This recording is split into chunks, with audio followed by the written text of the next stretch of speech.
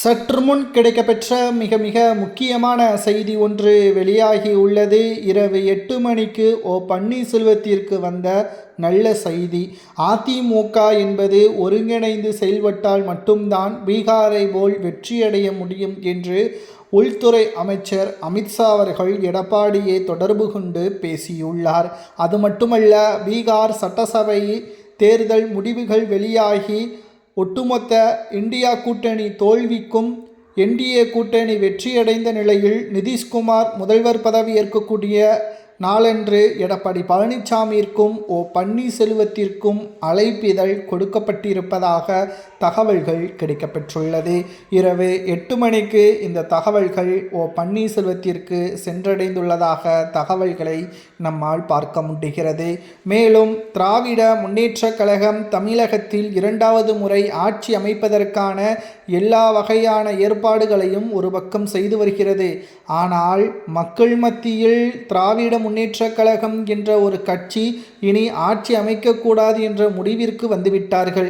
இதை கச்சிதமாக அதிமுக பயன்படுத்தினால் மட்டும்தான் அதிமுக மீண்டும் 2021 தோல்வியடைந்ததை மறுசீரமைப்பு செய்து மிகப்பெரிய ஒரு வெற்றியை ஏற்படுத்த முடியும்.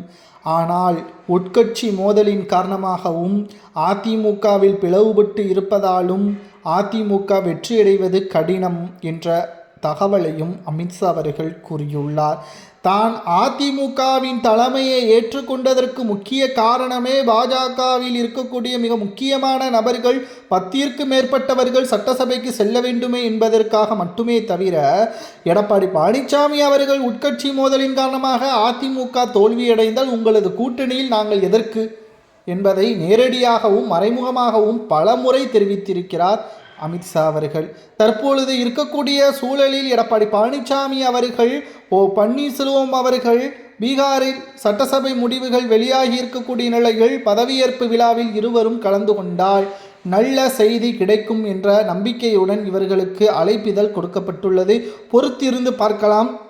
பீகாரில் தனியாக ஆலோசனை நடத்தப்பட்டு எடப்பாடி மனம் மாறுகிறாரா? அதிமுகவின் உண்மையான தொண்டர்கள் கூறுங்கள்.